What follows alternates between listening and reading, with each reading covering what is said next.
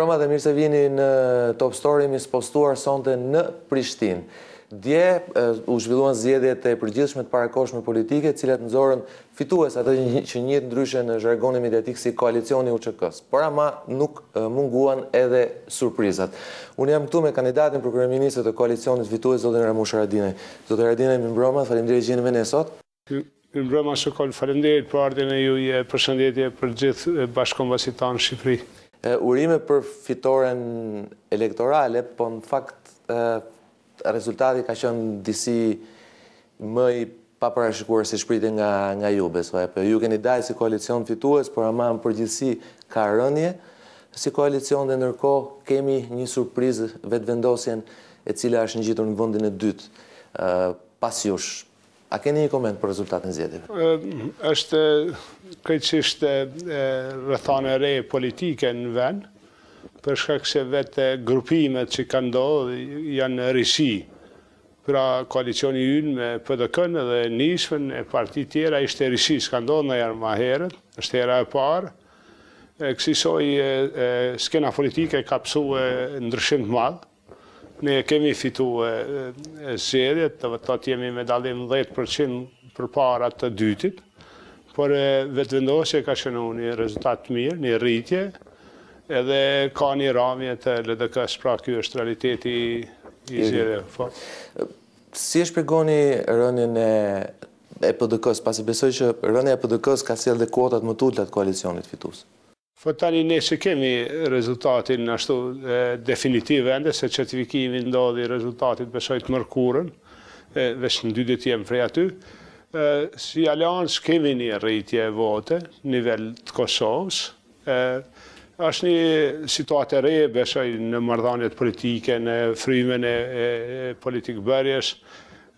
Pra shihet se votuesi nuk ka qenë pra qeverisjes të mëhershme, se kështu nuk pësoj vetëm koalicioni ynë në këtë rast, nga totali i votave të mëhershme, pra edhe pse jem fitues, nuk jemi të kënaqur me numrin e votave dhe me rezultatin, është një rezultat që na obligon, por shihet edhe te vota për LDK-n që udhëheqi qeverinë e mram, pra ata e psun ashtu me votë.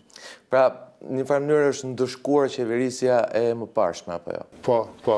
Pra, pyetja shumë e thjeshtë, zotë Haradinaj, urime për fitoren, por a do jeni ju, kryeministri i ri i Kosovës?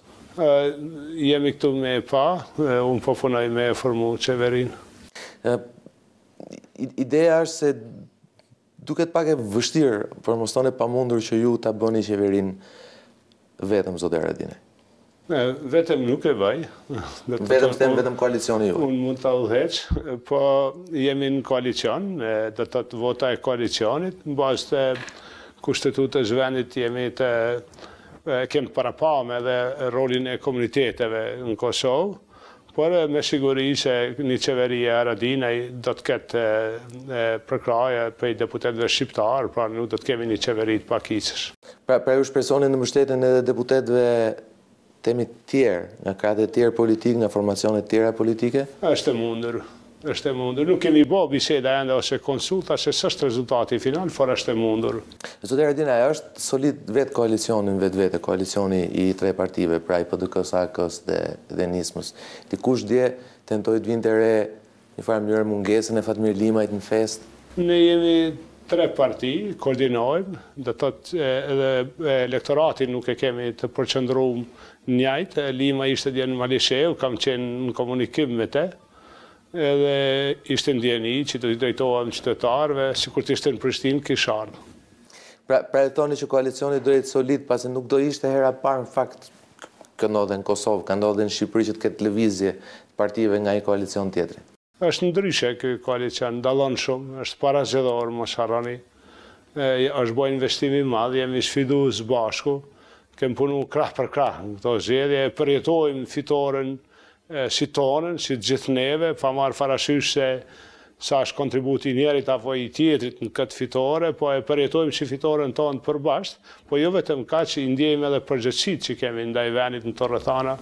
Zotë Haradinaj, në fakt është një gjë që nuk e keni shpjeguar, nuk është shpjeguar në fakt publikisht se si u bë bashkë sërish krau i luftës pas shumë viteve ku nuk kanë munguar le temi edhe rivalitetet e forta mes jush, me zotit Thaçi, me zotit Limaj, akuzat ndërsjellta, që mos të sjell tani përpara shikuesve edhe një herë. Pra, si arritët dhe u bë edhe një herë bashkë ju, krau i luftës? Vlerësimi më është kritik për mënyrën e qeverisjes vendit nga pavarësia deri këtu. Do thotë ka qenë edhe kritik edhe për qeverisjen në kohën e zotit Thaçi. Vlerësimi im është kritik për qeverisjen nga zoti Mustafa. Edhe unë kam qenë me dhënë Kosovës një qeveri ndryshe, pra një logjik qeverise që është vepruese, që guxon me vepru për interes qytetarëve, edhe që është vetëm shërbim vendit, ta quaj ashtu. Ishte e pamundshme me dhënë një opcion të tillë ndryshe nga kjo marrëveshje. PDK e vlerësoj se është e mundshme pra që qeverinë e vendit ta udhëhesh një opozitari deri djeshëm, për cilin ata shprehen respekt edhe që Aleanca për Armeninë e Kosovës edhe NISMA e mirëpritën këtë. Pra ishte një risi, ta quaj ashtu, në vlerësimin se si duhet qeveriset vendi. Zotë Haradinaj, a pritet besoj t'ju mandatoj presidenti Thaçi apo për qeverinë e re? Procedura është certifikimi i rezultatit, pas certifikimit të rezultatit vjen mandatimi, pas mandatimi fillon periudha kohore për formimin e qeverisë. Sa ko mundoj formimi i qeverisë së re dhe është biseduar për bërja e saj? Tani ne kemi një orientim ashtu ta quaj programor edhe vetë formimit qeverisë me PDK-n dhe NISMën, edhe partnerët e tjerë të koalicion, që kemi disa partit vogla që jemi bashkë. Pra, veç ne kemi një orientim për hafat që na preshin deri në fund, po nuk i elaborojmë tani në këtë kohë. Duket që jeni disi i tërhequr. Në fakt, ju njiheni si, edhe gjatë kohës që keni qenë kryeministër, që keni pas marrëdhënie të mira me minoritetet, përfshirë dhe serbët, flas si formacione politike. Në fakt, ka një rritje të listës serbe apo jo në këto zgjedhje dhe 4,5% mos gaboj, dhe ata e kanë quajtur këtë si një fitore të madhe të tyren dhe të faktit që Serbia do qëndrojë në Kosovë. A keni ndërmend negocioni me ta? Janë qytetarë të Kosovës, zgjedhur të Kosovës, edhe ne e mirëpresim zgjedhjen e të gjithëve, do të thotë nga vota qytetare, respektojmë këtë. Në kaluamën kemi pas partneritet. Ajo që është më rëndësi agenda e Kosovës nuk do të mbahet peng prej askujt, do të thotë përfshijas prej Beogradit, se jo prej listës serbska. Jemi një brez që kemi qenë gjendje për çdo sakrificë për atë dhënë. Jemi të vendosur me i kry punët e Kosovës. Po do të punojmë me komitetet, jo serbe dhe serbet, ama jo me elon Kosovën me mbet peng i votës penguese. Po, me gjitha të në Beograd, fakt, sigurisht fitoria e koalicionit tuaj dhe fakti që ju do t'jeni kryeministri mandatuar e Kosovës, sigurisht e imagjinoni vetë se si është pritur. Por një gjë që besoj ju ndan cilësisht dhe thelbësisht dhe besoj që pengon çfarë lloj negociate me serbët në Kosovë, është fakti që formacioni juaj, një nga kartat e veta kryesore ka formimin e Ushtrisë Kosovës, apo jo, ndërkohë që kjo është një nga gjërat që kundërshtohet në mënyrë pothuajse të prerë dhe eksplicite nga serbët. Si do ja bëni një rast tjetër? Tani serbët e Kosovës nuk është se janë kundër Ushtrisë Kosovës, kanë një insistim prej Beogradit. Po për ne është jo i vlefshëm mendimi i Beogradit. Ne na intereson çka mendon Tirana, ta zonë për plot tema, po nuk e kemi asnjë nevojë me u varë nga disponimi i Beogradit zyrtar. Pra e thoni që të temi përfaqësuesit politik serbët Kosovës që do jenë në parlament, do t'i bindin më shumë presionit të agendës Prishtinës se sa të Beogradit, keni besim për këtë? Një Kosovë që është vepruese, funksionale, i obligon gjithë qytetarët e vet, edhe të zgjedhurit e komuniteteve, me respektu agendën e Kosovës, pra është e famujshme dikush me pengu këtë agendë në vazhdimsi. Pra ju do t'i qëndroni idesë të formimit të Ushtrisë Kosovës? Është obligimi ynë, është interes i kahershëm edhe do të veprojmë për formimin e Ushtrisë. Na fat kohë duhur, kuptohet në konsulta me partnerët ndërkombëtar, por kjo do të ndodhë na fat kohë duhur. Çfarë mendoni për rritjen e lëvizjes vendosje në këto zgjedhje? Pra kemi një rritje gati 120% të tyre. kam pa se ata kanë një rritje, dhe me thënë kanë rreth 7.000 votë rritje nga 100.000 që kanë pas në kalumen. Është sovrani që ka folë edhe është e respektueshme kjo rritje. E përjashtoni mundësinë e negociatës dhe me ta, apo me LDK-n? Për formimin e një qeverie, pra shikuesi shqiptar kërkon di duke parë i Shqipërisë flas, duke parë dhe themi formulën se si kanë dalë, dhe duke qenë që në Shqipëri këto partitë politike janë më fleksibël në negociata me njëra tjetrën, duan dinë përse për shembull aleanca juaj nuk negociona me LDK-n apo nuk negocion apo negocion me vetëvendosje. Jo, ne nuk kemi vendosje ende për hafat e mëtejnë konsulta për formimin e qeverisë, pra do të presim rezultatin është herët të i paralajmërojmë këtë veprimet, mirë fond do të konsultohem me partitë politike shqiptare zgjedhura për çdo temë me interes për vendin. Pra nuk e përjashtoni negociatat edhe me vetëvendosjen?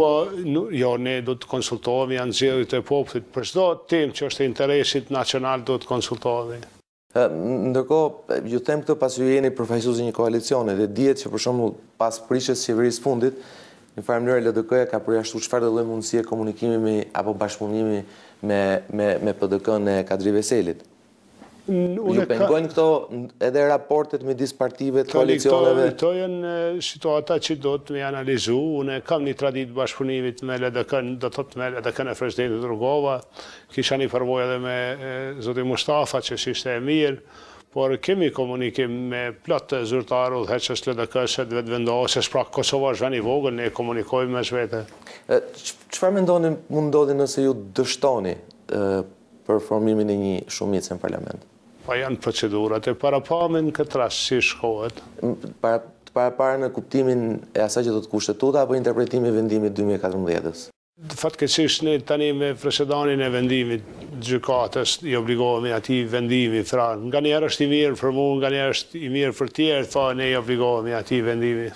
Pra, ju thoni do respektohet vendimi i gjykatës kushtetuese 2014-s? Formimi i qeverisë do të bëhet në përputhje me obligimet kushtetuese, me mandatin kushtetues, pra kjo. Po nuk shohim vështirësi në formim të qeverisë, pra ne veç jemi në punë shqipër që kjo të ndodhë në fatin kohër dur.